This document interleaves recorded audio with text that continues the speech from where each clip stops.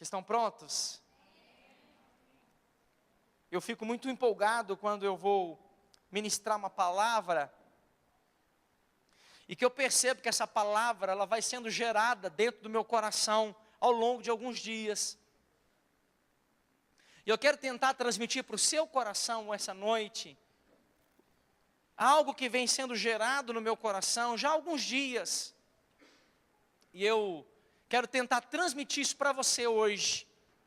Porque eu creio que nós estamos numa conferência e nós resolvemos colocar o nome de conferência de avivamento, porque esse é o desejo do nosso coração. Desde quando a gente começou a Alcance, há 8 anos atrás, a nossa oração tem sido: Senhor, faz de nós uma igreja viva, faz de nós uma igreja cheia da vida de Deus, faz de nós uma igreja avivada, faz de nós uma igreja que abunda da vida de Deus, tem abundância da vida de Deus. Essa tem sido a nossa oração. E eu creio que a gente precisa, volta e meia, a gente precisa alinhar o nosso entendimento, a gente precisa alinhar o nosso coração e o nosso entendimento com a palavra de Deus. Volta e meia, nós precisamos fazer uma comparação do que estamos pensando, do que estamos crendo com a palavra do Senhor. Porque a palavra do Senhor é o nosso guia, amém? A palavra de Deus é o nosso guia, é ela que nos conduz. O salmista diz: lâmpada para os meus pés é a tua e luz para os meus caminhos. É a palavra de Deus que é o nosso norteador, ela é a nossa bússola, é para ela que nós olhamos e é para ela que nós nos baseamos para todas as decisões da nossa vida. É a palavra de Deus que deve governar a nossa vida, é a palavra de Deus que deve direcionar o nosso coração. Então eu quero tentar nessa noite caminhar um pouquinho com você, para que a gente possa entender o recado de Deus para o nosso coração. Vamos orar nesse momento? Senhor, nós oramos para que esta palavra flua do teu coração para o nosso coração, Senhor. Oramos, Pai, para que a tua voz seja a marca dessa ministração nessa noite, que a voz do Senhor possa ser impressa no nosso espírito, que nós possamos entender, e para que nós possamos realmente ser como Jesus disse: quem tem ouvidos para ouvir, ouça. Nos dê ouvidos para ouvir o teu direcionamento nessa noite, Senhor, em nome de Jesus. Abra sua Bíblia comigo em Abacuque capítulo 3. Abacuque capítulo 3.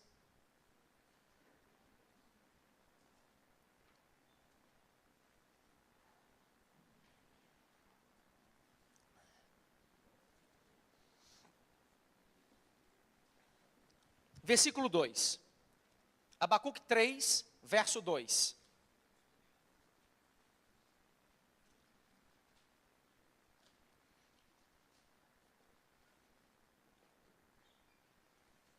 Podemos ler? Abacuque 3, 2 diz o seguinte: ouvi, Senhor, a tua palavra e temi. Aviva, ó Senhor, a tua obra no meio dos anos. No meio dos anos, faze-a conhecida. Na tua ira, lembra-te da misericórdia. Eu quero tomar como ponto de partida esse texto, o livro do profeta Abacuque. Acredite, ser o nome de uma pessoa, nome de um profeta, Abacuque. E ele começa a escrever e a relatar. E é interessante que nesse versículo do capítulo 3, Abacuque diz assim: ouvi, Senhor, a tua palavra e temi. E ele diz assim: aviva, Senhor, a tua obra. Eu queria chamar a sua atenção, porque nós estamos chamando de conferência de avivamento. E na Bíblia em português, na tradução em português, em toda a Bíblia, esse é o único texto onde a palavra aviva aparece. Não existe mais nenhum outro texto na Bíblia em português que a palavra aviva aparece, pelo menos nas versões que eu pesquisei, na Revista Corrigida, na Revista Atualizada, na NVI, não, é o único lugar onde a palavra aviva aparece em português. E eu fui pesquisar essa palavra no hebraico, essa palavra no hebraico é a palavra shaya, e essa palavra aparece 32 vezes na Bíblia, em hebraico, entre primitivo, entre a raiz e as palavras derivadas dela.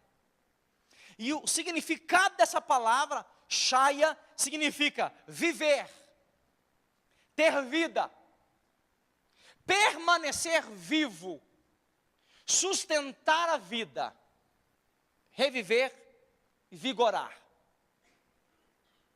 E essa palavra aparece pela primeira vez na Bíblia, no livro de Gênesis. Quando diz que Deus, então, soprou nas narinas do homem e fez do homem alma vivente. Vivo, cheio de vida. Então essa palavra que Abacuque diz, lá no capítulo 3, do versículo 2, quando ele diz, Senhor, aviva, ele quis dizer, enche de vida. Enche de vida. E quando você começa a entender todo o plano e o propósito de Deus para o homem, você começa de Gênesis a Apocalipse, e o nosso ponto de partida nessa noite é, o homem estava morto. O homem estava sem vida. Por causa do pecado, o homem morreu espiritualmente. O homem deixou de viver por causa do pecado. Lá em Gênesis, no capítulo 3, capítulo 4, você começa a perceber ali a obra do pecado entrando no homem. E porque o pecado entrou no homem, o homem morreu espiritualmente. Por mais que o homem estivesse vivo, na sua alma, nas suas emoções, no seu corpo, por mais que gerações fossem nascendo, cheias de vida natural, o homem, a partir do pecado, tornou-se morto espiritualmente. Ele não tinha mais vida. Então eu preciso que você entenda, o homem estava morto. O homem no pecado está morto espiritualmente. Então quando Jesus, lá em João capítulo 14, versículo 6, ele diz assim, eu sou o caminho, eu sou a verdade, e eu sou diga comigo, vida. Então eu quero que você entenda algo, o homem estava morto espiritualmente, o homem morreu, então, por toda a história da humanidade, você vê pela palavra de Deus, que a principal necessidade do homem é vida.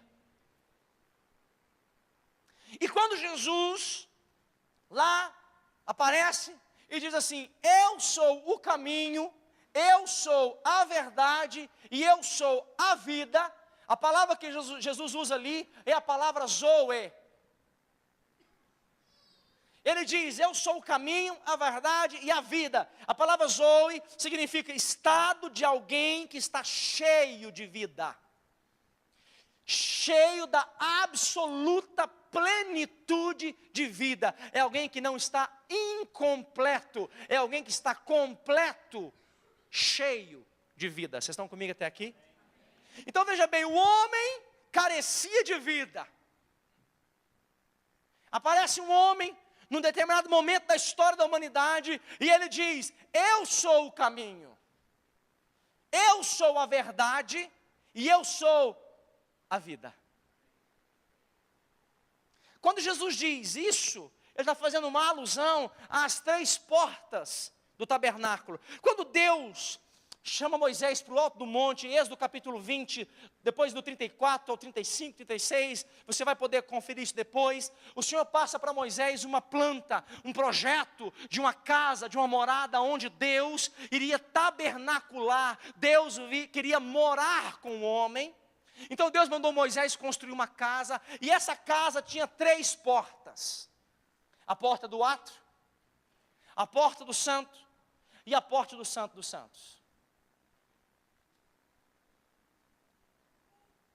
Pela tradição do povo, e à medida que o tabernáculo e o povo foi se envolvendo com o tabernáculo, o povo começou a dar nome para aquelas 3 portas. E a primeira porta que colocava um homem no átrio era a porta chamada O Caminho.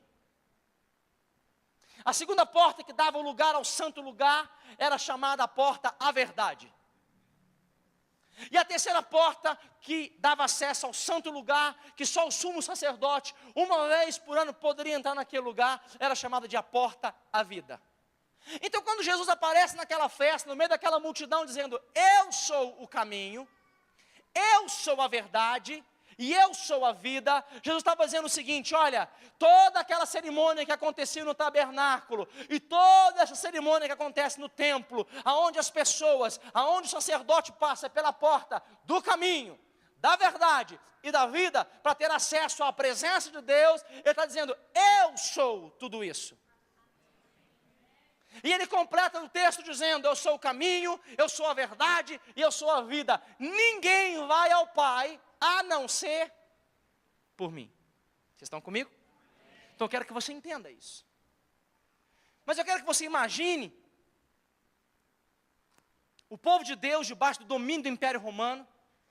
O povo de Deus, o povo de Israel, naquela época, já havia passado por gerações de escravidão, de exílio, foram saqueados por diversas vezes, já tinham sido escravos no Egito, escravos na Babilônia, escravo dos Medo-Persas, e então aquele povo agora estava debaixo de mais um domínio sobre eles, o Império Romano dominava aquele povo, e havia uma promessa do Senhor, havia uma promessa de Deus, que Ele enviaria alguém que livraria o povo de todo domínio. Então aquele povo tinha uma expectativa, aquele povo esperava um rei, aquele povo estava ligado nas profecias, eles estavam prestando atenção em tudo que era falado e profetizado. Eu fico imaginando aquele povo com a expectativa, um dia o nosso libertador virá, um dia aquele que vai remir Israel da mão dos inimigos vai aparecer, um dia o nosso libertador vai surgir. Aquele povo vivia naquela expectativa. Jesus nasce nesse contexto. Se você caminhar comigo para Lucas capítulo 2, verso 38, você vai ver quando os pais de Jesus estão apresentando ele no templo. Então a profetisa Ana, uma mulher já velha, de mais de 80 anos, mulher de Deus, profetiza, ela vê o menino dentro do templo, pega o menino no colo, e diz o seguinte, e sobrevindo na mesma hora, Lucas 2, 38 diz o seguinte, e sobrevindo na mesma hora, ela dava graças a Deus, e falava dele a todos os que esperavam a redenção de Jerusalém. Aquele povo tinha uma expectativa, o nosso Redentor virá, aquele que vai nos redimir virá, aquele que vai quebrar o domínio, aquele que vai libertar o povo de Deus de uma vez por toda, vai aparecer, vai surgir. Se você for para comigo no Lucas capítulo 24, verso 21, caminha um pouquinho e que você vai ver. Aqui agora Jesus já tinha morrido, ressuscitado, ele encontra com 2 discípulos no caminho de Emaús, e pelo caminho começa a conversar com esses discípulos, e aí então ele começa a bater um papo com eles e percebe que estão por fora, ele está por fora de tudo que aconteceu, na concepção deles, e eles começam a falar, onde você estava? Você não sabe do que aconteceu aqui nos últimos dias? Mas eu quero chamar a sua atenção para um versículo, que é o 21, quando eles estão falando para Jesus, qual era a expectativa que eles tinham a respeito do Messias, e diz o seguinte, e nós esperávamos que ele remisse a Israel, mas agora, sobre tudo isso, é já hoje o 3º dia, desde já que essas coisas aconteceram. O que eles estão dizendo? Gente, nós pensávamos que era ele que ia arrebentar com tudo, mas já tem 3 dias que ele morreu. Acabou nossa esperança. Então, mais uma vez, a gente vê o povo com aquela expectativa, alguém virá para nos livrar das mãos dos romanos.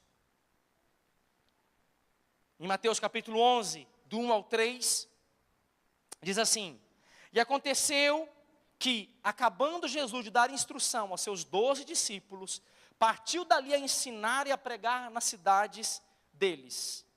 E João, ouvindo do cárcere falar dos feitos de Cristo, enviou 2 dos seus discípulos a dizer-lhes: és tu aquele que haveria de vir, ou devemos esperar por outro? Então eu quero que você perceba que havia um ambiente de expectativa.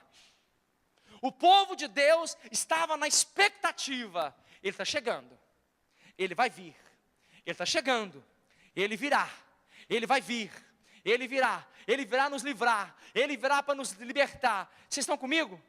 Então havia uma expectativa, aquele povo estava esperando um libertador, aquele povo estava esperando um rei, mas aí de repente aparece alguém, Jesus Cristo. E Jesus aparece contrastando com toda a expectativa que aquele povo tinha. Jesus aparece e contrasta com a expectativa, porque o povo esperava um grande líder, o povo esperava um grande rei, o povo esperava um homem, talvez como Davi, exímio na guerra, um homem experimentado nas armas, chefe de um grande exército. O povo estava na expectativa, esperando alguém, talvez com uma postura eloquente, alguém do meio político, alguém do meio aristocrático, alguém do meio de influência. O povo esperava, o nosso libertador vai vir. E como é que ele vai ser? Tem que ser alguém que todo mundo vai olhar para ele e falar assim: esse cara vai libertar a gente. De repente aparece Jesus, contrastando com toda a expectativa daquele povo. Aparece um homem, filho de um carpinteiro, filho de uma família, de uma cidade que ninguém esperava e nada dava nada por ela. Aparece um homem simples, um homem que vivia no meio das pessoas mais improváveis, um homem que se relacionava com pessoas mais improváveis. A equipe que andava com Jesus, as pessoas que andavam com Jesus, era exatamente aquele grupo que ninguém queria andar com eles. Prova é que os fariseus não quiseram andar com Jesus. Jesus começou a trazer para perto de si pessoas improváveis, pessoas que não tinham perspectiva de vida, pessoas que não tinham nenhuma esperança. Então esse libertador aparece nesse momento, contrastando com tudo o que eles esperavam. E esse homem começa com uma mensagem. Ele começa dizendo: arrependei-vos, porque chegou o reino dos céus. Esse homem aparece no meio daquele povo, um povo dominado pelo Império Romano, um povo dominado por uma política corrupta, um povo dominado por um imperador corrupto, por um reino corrupto, por gente que traía todo mundo, por gente que roubava todo mundo, gente que usurpava todo mundo, gente que o próprio povo roubava dos seus próprios irmãos. Havia um clima, havia grupos de motim, haviam grupos de rebeldes que tentavam a libertação do povo. Aparece um homem no meio de tudo isso e diz: arrependei-vos, porque chegou o reino dos céus.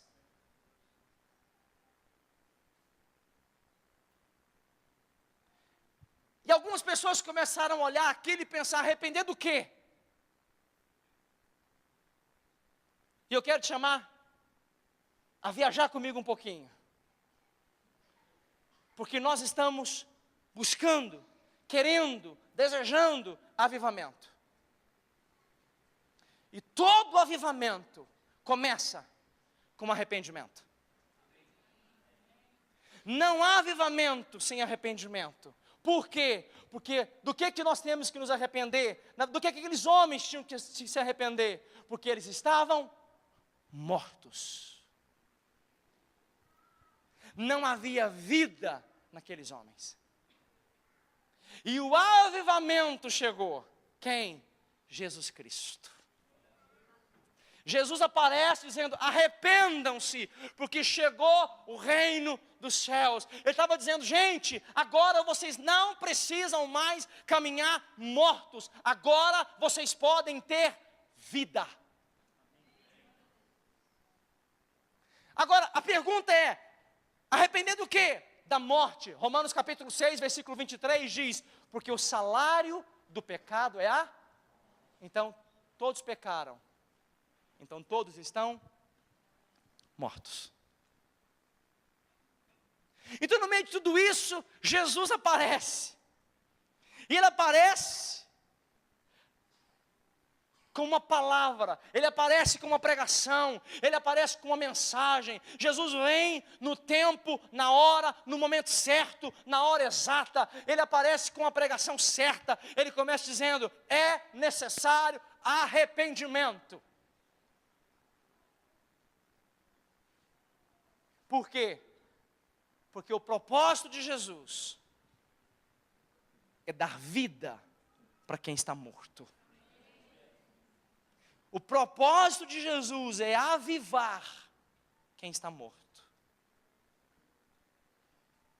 E eu quero chamar a sua atenção, porque eu não sei, ao longo do tempo, ao longo da nossa caminhada cristã, alguns aqui têm muito tempo de igreja, assim como eu, alguns aqui já passaram por várias experiências dentro de igreja, outros talvez nem tanto, mas alguns de nós aqui já viveu de longas datas, algumas experiências dentro de igreja, dentro de eventos, e eu acho que com o passar do tempo, o nosso conceito de avivamento vai sendo distorcido.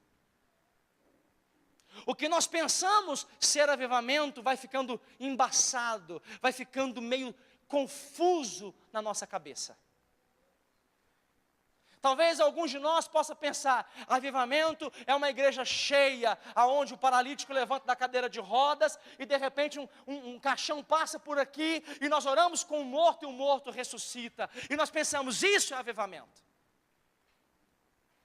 Talvez nós pensamos: avivamento é quando de repente no meio de um culto, a glória de Deus vem, e todos começam a cair no chão.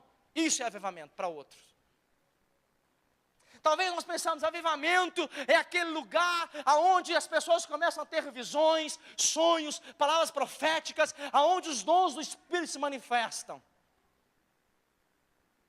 Mas eu estou aqui para tentar alinhar o meu coração e o seu coração nessa noite, do que é avivamento bíblico. O que é avivamento pela palavra de Deus? Abra comigo a sua Bíblia.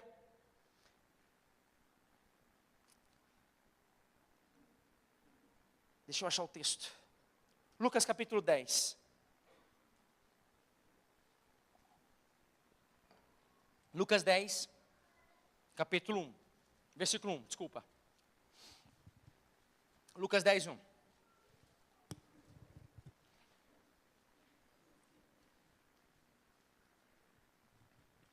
E depois disso designou o Senhor ainda outros 70. E mandou-os adiante da sua face, diante dele, de dois em dois, a todas as cidades e lugares aonde ele havia de ir. Então Jesus separa 70 discípulos, de dois em dois, e fala: gente, eu vou para tal e tal lugar, vão vocês na frente, vão na frente. No versículo 9, Jesus dá uma instrução para eles. Lucas 10, 9, Jesus dá uma instrução para eles, dizendo: olha, cura todos os enfermos que nela houver. Jesus não sugeriu nada.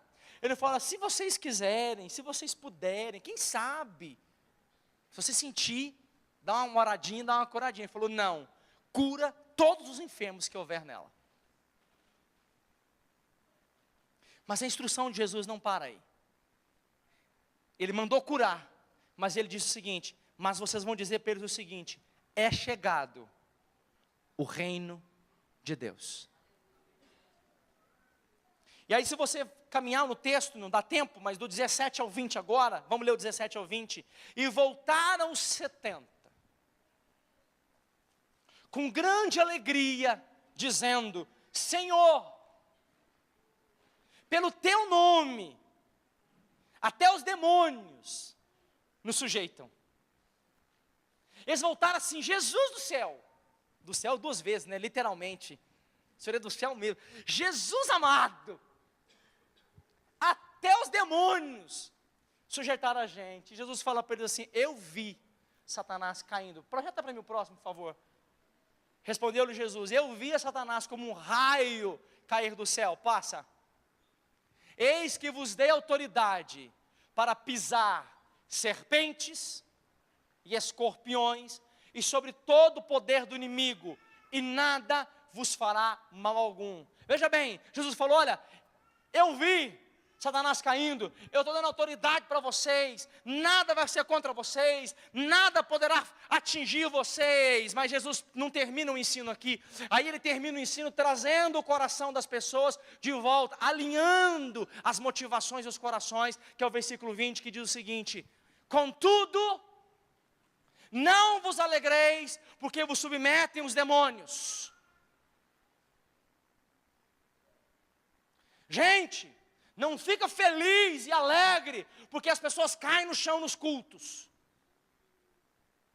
Gente, não fica feliz porque o paralítico está andando, é ótimo, mas essa não deve ser a base da alegria de vocês.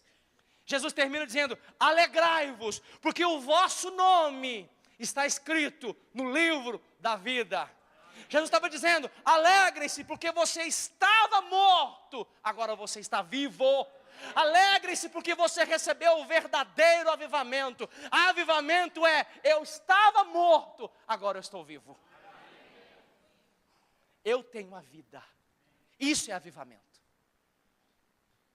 E eu acredito que nós, às vezes, estamos um pouco confusos com relação ao avivamento. O maior avivamento que alguém pode ter na sua vida é salvo em Jesus Cristo. O maior avivamento que alguém pode receber na sua vida: eu estava condenado, agora eu estou livre. Jesus veio para resolver o problema do homem com a eternidade.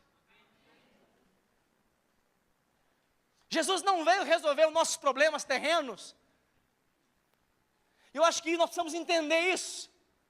Jesus não veio para resolver a minha e a sua vida terrena. Ele veio para resolver o problema do homem com a eternidade. Jesus veio ligar o homem de novo com Deus.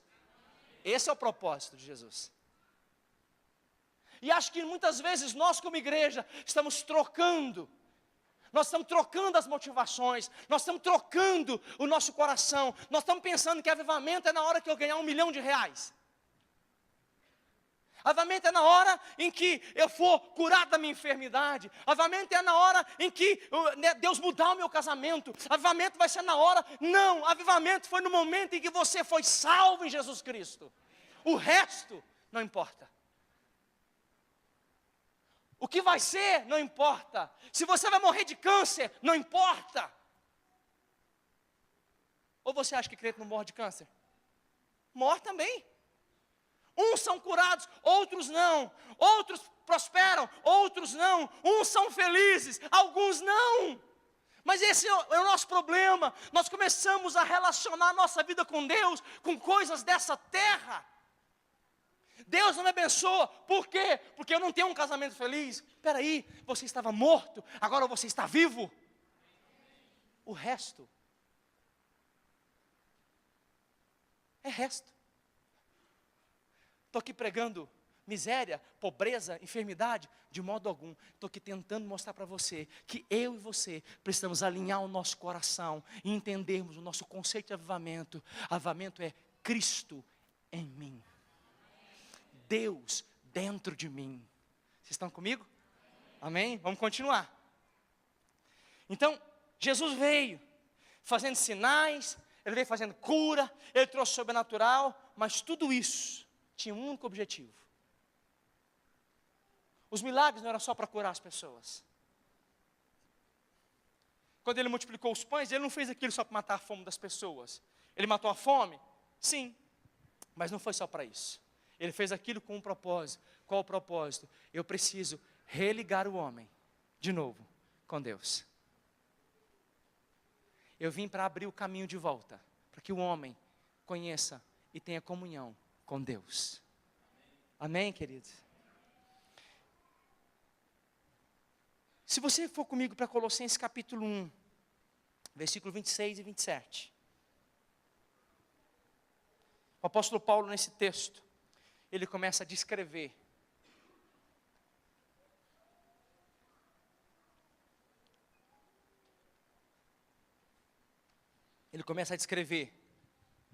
ele diz assim: o mistério que esteve oculto durante épocas e gerações, mas que agora foi manifestado aos seus santos.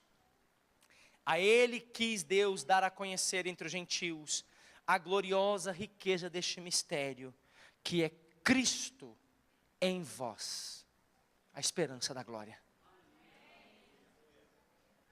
Ele começou a dizer: gente, isso estava escondido. Era o segredo de Deus. Será que eu posso dizer isso? Deus tinha um segredo. E o segredo é: chegará um momento em que o meu filho se manifestará à humanidade. E nesse momento, o homem será ligado de novo a mim. Então, o que é avivamento? Avivamento é Cristo em você. Avivamento é Cristo em mim. Avivamento está muito além de ginásios cheios, de templos cheios. Aliás, irmãos, a gente está vendo em vários lugares. Essa semana, a Clícia não estava em casa essa semana, e aí eu estava em casa vendo TV, e aí estou andando, e aí de repente eu passei por alguns canais. E alguns canais que você pega na sua TV em casa, como eu pego na minha, você vê alguns canais que mostram alguns cultos, algumas reuniões. Irmãos, salões enormes, cheios, cheios, cheios. E a minha pergunta não é daquele salão, eu estou perguntando de um modo geral. Salões cheios não significam avivamento. Porque às vezes são salões cheios de pessoas mortas. Está cheio de gente, mas quando você vai ver, ninguém está vivo, está todo mundo morto. Então o que é avivamento? É o salão cheio? É o ginásio cheio? É o auditório cheio? Não, avivamento é uma multidão de pessoas cheias da vida de Deus. Nós cantamos agora há pouco, esse rio está nesse lugar. Que rio? E que lugar é esse? O rio de Deus está dentro de nós. É o rio que flui de dentro de mim, é o rio que flui de dentro de você. É o rio da vida de Deus. Vocês estão comigo? Então, para o nosso ponto de partida, porque de hoje até terça-feira, eu vou usar uma expressão que não é minha, mas que eu acho muito engraçada. O Luciano às vezes usa essa expressão: da agora até terça-feira, a tampa da chaleira vai voar. Quando a água ferve, ferve, ferve, de repente a tampa sobe, né? Mas eu acredito que para a tampa da chaleira voar na terça-feira, nós temos que corrigir um conceito de avivamento para nós. O que é avivamento? Avivamento é Cristo dentro de mim. É Deus em mim. Eu estava morto, agora eu não estou morto mais. Agora eu tenho vida de Deus. Eu estava desligado, agora eu estou religado de novo ao Senhor. Então, queridos, é necessário que a gente alinhe o nosso conceito de avivamento, porque se nós não tomarmos cuidado, irmãos, nós vivemos tempos agora, vivemos momentos hoje, onde as pessoas estão acrescentando coisas ao Evangelho. Nós vivemos tempos hoje, onde estão sendo acrescentadas coisas. Eu me lembro quando o apóstolo Paulo escreveu para os Gálatas, quando ele escreve uma carta bravo. Paulo estava bravo com os irmãos da Galácia, porque Paulo foi lá, pregou o Evangelho de Jesus para aquele povo, ensinou aquele povo a respeito de Jesus, e Paulo ficou por um tempo, saiu de lá, depois que ele estabeleceu a igreja, estabeleceu o líder, falou: gente, eu não posso continuar aqui, eu preciso continuar, eu preciso ir para outro lugar, fiquem vocês aqui. Paulo continua sua caminhada com o Senhor, continua com o seu trabalho missionário, mas ele ouve depois relatos de que alguns irmãos lá na Galácia que estavam entrando no meio da igreja, dizendo para eles assim: gente, Jesus é suficiente, mas é o seguinte, para você ser salvo, além de Jesus, você tem que circuncidar. Aí eles começaram a dizer: olha, Jesus é a salvação, mas além de Jesus, nós temos que fazer isso. Além de Jesus, você tem que fazer isso. Além de Jesus, você tem que fazer isso. E eu acredito que o tempo não mudou, que as coisas não mudaram. Hoje nós vivemos essa situação ainda. Hoje a gente vive isso. Qual a situação? Estão tentando acrescentar coisas ao Evangelho de Jesus. Estão começando a falar que Jesus é Deus. Mas espera aí, vamos tentar tirar Jesus um pouquinho aqui e vamos colocar outras coisas no meio do Evangelho. Abra sua Bíblia comigo em 2 Timóteo capítulo 4, versículos 3 e 4.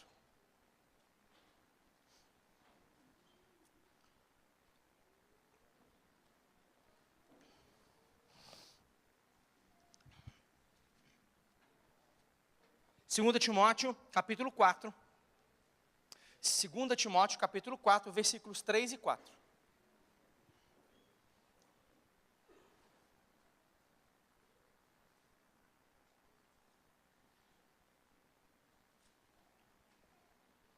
Acharam aí?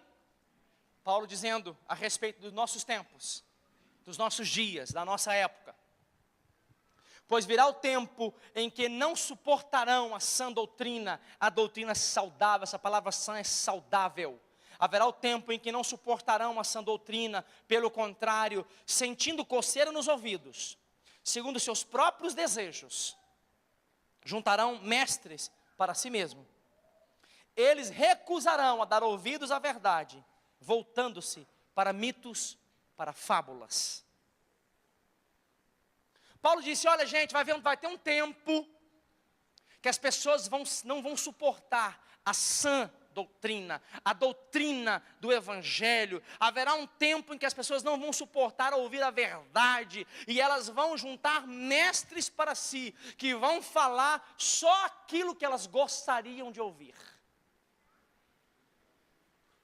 Elas vão juntar para si pessoas que vão pegar o seu ego e vão dizer para elas, é isso aí, vamos lá que você vai conseguir. Vamos embora. Elas vão juntar pessoas para elas que vão dizer, olha, você pode tudo. Sendo que a palavra de Deus nos diz, eu posso tudo naquele que me fortalece. Sem Ele, eu não posso nada. Sem Ele, você não pode nada. Haverá um tempo em que as pessoas vão começar, pela força do seu braço, dizer, eu posso ser uma pessoa melhor. Mas eu quero te dizer nessa noite, você só pode ser melhor se você estiver com Jesus. Sem Jesus, você não pode ser melhor. Por quê? Porque sem Jesus nós estamos o quê? Mortos. Não há vida fora de Jesus. Irmãos, não existe vida fora de Jesus. Eu preciso que você entenda isso. Não existe vida fora de Jesus. E qualquer coisa que eu fizer fora de Jesus está morta. Você tem que entender isso. Porque haverá um tempo em que as pessoas vão começar a dizer para mim e para você, você não precisa de Jesus. Você é bom o suficiente. E eu quero dizer algo para você, sem Jesus, eu e você estamos mortos. Então o que é avivamento, irmãos? Avivamento é, eu estava morto na minha deficiência, na minha incapacidade, nas minhas debilidades, no meu lamaçal de pecado, eu estava morto. Cristo deu a sua vida para que eu e você fôssemos vivos. Qualquer outra coisa fora disso não é o Evangelho de Jesus. Qualquer outra coisa fora disso, o apóstolo Paulo escreve para os Gálatas, caminha comigo, vai lá, Gálatas capítulo 1, versículo 6 ao 9. Quero que você veja.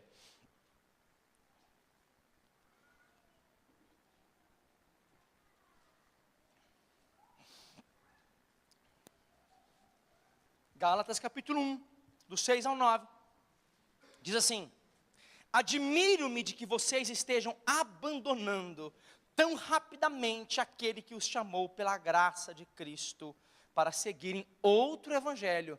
Paulo não falou que era uma filosofia, que não era uma coisa enganosa descaradamente. Ele chamou de outro evangelho. Então significa que pode estar sendo pregado por aí um outro evangelho.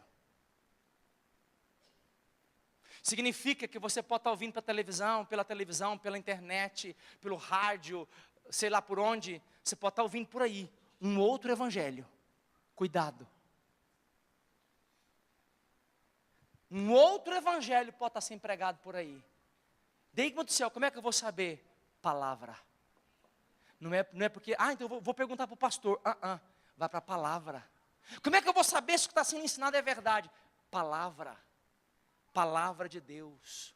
Palavra. Compara, confere. Deixa eu ver esse negócio aqui. Deixa eu conferir isso aqui com a palavra de Deus. Deixa eu conferir com o que está escrito. Deixa eu conferir com o que está falando aqui. Porque, irmão, sabe qual é o nosso problema hoje? Não sei o seu, mas o meu problema hoje, nós somos a geração que talvez menos gosta de ler, que já passou por toda a face da terra. Essa semana eu fiquei, aliás, tem dias que, está chato, a internet está chata, as redes sociais estão chatas, está tudo chato. Todo mundo sabe essa semana que o neto do ex-presidente Lula faleceu. Agora, depois do falecimento do menino, depois do funeral, aí um monte de gente começa a postar uns vídeos do Lula dando tchau, do Lula rindo. Irmãos, a gente sabe que aquilo não foi aquilo. Aquilo ali é de outra oportunidade, é de outra ocasião, é de uma outra reunião, é de uma outra, sei lá, de outro momento, mas as pessoas pegam aquilo e dizem assim, olha só, o que adianta, olha como é que ele ficou, mentira. E aí, o meu problema não é nem que as pessoas inventam mentira, porque mentirosos sempre houve na terra, sempre houveram mentirosos na terra. O problema, para mim, é as pessoas que pegam aquilo e começam a passar para frente como se fosse verdade. Sabe qual é o nosso problema hoje? A gente pega um texto e fala, nossa, que legal, deixa eu passar para frente o texto. A gente nem foi conferir se aquilo é verdade. Você quer ver um exemplo? Acho que eu já falei isso para vocês já. Quem aqui já ouviu falar que Dalila era prostituta? Dalila de Sansão? Quem aqui já ouviu de púlpito, inclusive, Dalila, aquela prostituta? Quem aqui já ouviu isso? De púlpito já? Você já conferiu na Bíblia, já? Já foi na Bíblia conferir? Dalila não era prostituta. Talvez alguns aqui estão surpresos, mas Dalila não era prostituta. Sansão se envolveu com uma prostituta. Depois ele se envolveu com Dalila. Aí a gente ouve. Alguém falou, Dalila prostituta. A gente começa, não, porque aquela prostituta Dalila. E papapá. Aí a gente não confere. Você precisa conferir. Você tem que ser atento. Eu vou comparar. Peraí, o que estão falando está na palavra. Por quê? Porque se eu quero viver avivamento de acordo com a Bíblia, eu tenho que estar dentro da palavra. Amém? Então Paulo está dizendo o seguinte, para seguir em outro evangelho, que na realidade não é o evangelho. O que ocorre é que algumas pessoas estão perturbando, querendo perverter o evangelho de Cristo. E ele diz assim, mas ainda que nós, ou um anjo do céu, pregue um evangelho diferente daquele que lhes pregamos, que seja amaldiçoado. Paulo está dizendo, gente, não vai dar crédito para qualquer outra coisa que não seja o evangelho que nós pregamos. Aonde eu quero chegar com tudo isso nessa noite para você? Se nós queremos viver um avivamento bíblico, não que as pessoas chamam de avivamento, não os pseudo-avivamentos que a gente ouve por aí, porque a gente ouve história de pseudo-avivamentos por aí. Se nós queremos viver uma história de avivamento, e se você for estudar a história dos grandes avivamentos que houveram, tinham milagres, tinham cura, mortes ressuscitando, doenças sendo curadas, tudo isso acontecia, mas todo o avivamento começou, em primeiro lugar, com o homem se arrependendo da sua condição de morto para receber vida. Essa história de pessoas que querem receber o avivamento, mas querem continuar na morte, isso não é avivamento. Se eu quero avivamento, eu tenho que tomar uma decisão. Eu não posso mais ser morto, agora eu tenho que ter vida. Porque o maior avivamento que alguém pode ter é, eu estava morto, e agora eu estou vivo. Degmo, E se eu não sentir nada da minha vida cristã inteira, deixa eu falar uma coisa para você, meu querido. Você pode ser crente 30 anos e participar de culto durante 30 anos e nunca ter sentido nenhum arrepio nos todos os seus 30 anos de culto. Está você no culto, né? E aí tem um cai, o outro chora, o outro, meu Deus, você fica, gente do céu. Meu Deus, cadê? Deixa eu sentir. Onde é que está essa tomada para eu enfiar o dedo? Onde que é essa tomada? Eu quero enfiar o dedo nela. Aí você pode ficar 30 anos olhando para todo mundo, um cai, o outro chora, o outro sapateia, o outro corre e tal. Você fica, gente do céu, deve ser muito ruim. Acho que eu não sou crente em nada, porque eu não sinto nada, meu Deus. Talvez você pode passar 30 anos sem sentir nada. Isso não significa que você não está avivado. Sabe por quê? Porque avivamento não é isso. Avivamento é, eu estava morto, agora eu estou vivo. Eu estava condenado, agora não estou mais. Passei 30 anos sem sentir nada, o povo rola. Eu fico olhando aquilo e fico assim, legal. Aí o outro cai e você fica assim, meu Deus. Aí a gente começa a pensar assim, estou fora do mover. Estou fora do mover de Deus. Não está não, meu querido. Sabe por que você não está fora? Porque quem está no mover é quem estava morto e agora está vivo. É quem agora tem o seu nome escrito no livro da vida. É alguém que um dia que morrer ou que Jesus voltar, quando pegar o livro, está lá, Degma José Marques de Oliveira, aleluia! O que é isso? Isso é avivamento. Eu estava desligado de Deus, agora eu estou ligado com Ele de novo. Agora, irmãos, rir é bom, cair no chão é maravilhoso, sentir os arrepios é maravilhoso. Se você sente, sente. Se você não sente também, fica à vontade, mas seja cheio de vida. Não deixe a morte entrar em você. Não deixe a morte operar em você. Fique cheio da vida de Deus. 10 leprosos se aproximam de Jesus. Mestre, se o Senhor quiser, o Senhor pode nos curar. Vocês estão comigo? 10. E Jesus ora para os 10 e fala o seguinte: vocês agora vão diante do sacerdote e vão apresentar diante do sacerdote a oferta que vocês têm que apresentar. O que tinha acontecido naquela hora? Nada. Os 10 foram. No caminho, o que aconteceu com eles? Eles foram curados. Quando eles perceberam, nós fomos curados, o que foi que aconteceu? Quantos voltaram? 1. E quando esse 1 volta, ele volta por quê? Porque ele percebeu, gente, o meu estado original mudou. Eu estava completamente tomado de lepra, agora eu estou curado. E ele voltou. Quando ele voltou para Jesus, que Jesus pergunta para ele, onde estão os outros? Aí o que ele diz? Senhor, só eu voltei.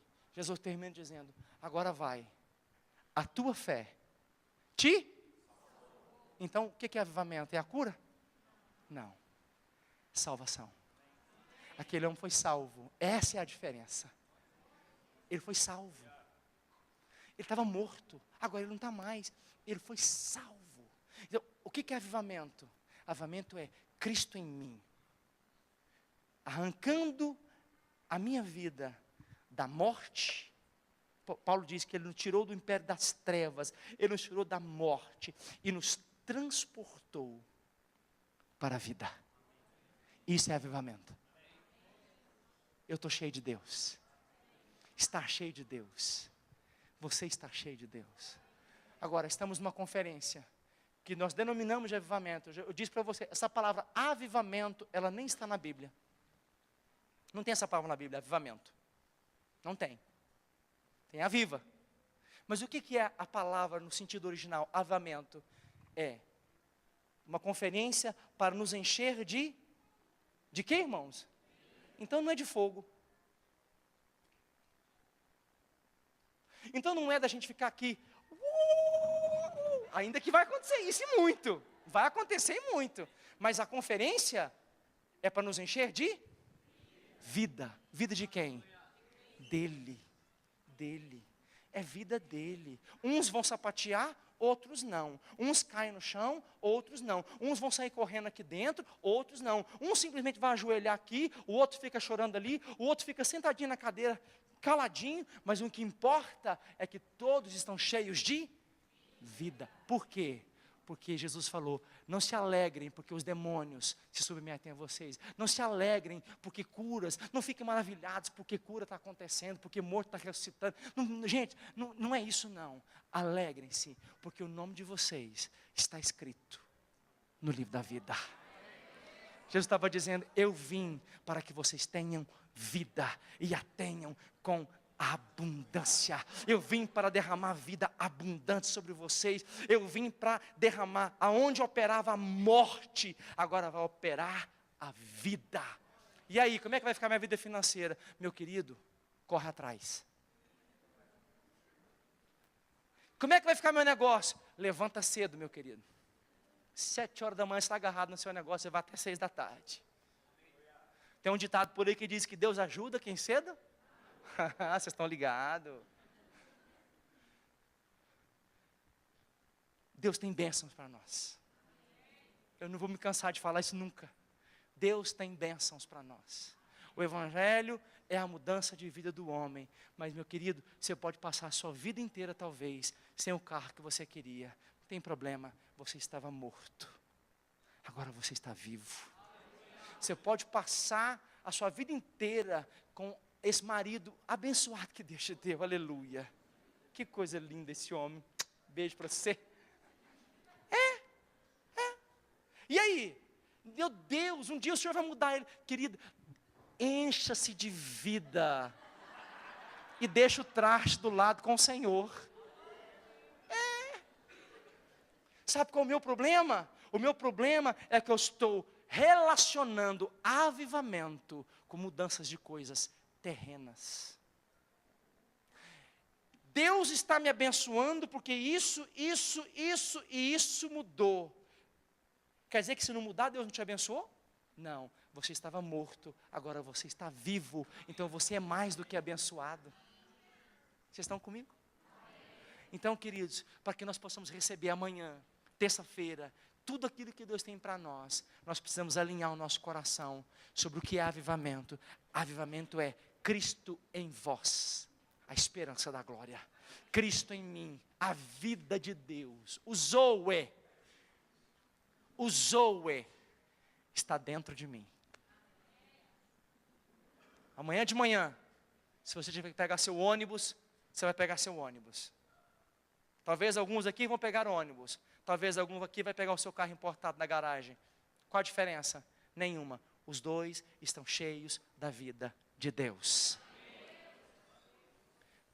Talvez amanhã alguém vai receber um bom cheque. Talvez amanhã alguém aqui vai ter que pagar um bom cheque.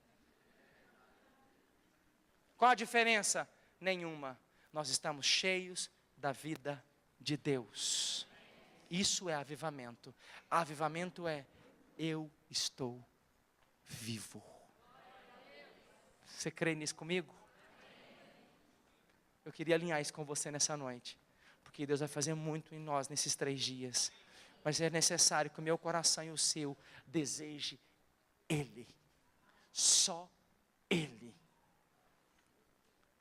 E quando Jesus então diz, eu sou o caminho, eu sou a verdade, e eu sou a vida, Ele estava dizendo, gente, sou eu que vou resolver o problema do homem com Deus. Nós vamos participar da ceia agora. E a ceia fala disso. A ceia fala, eu estava desligado, Jesus me conectou de novo.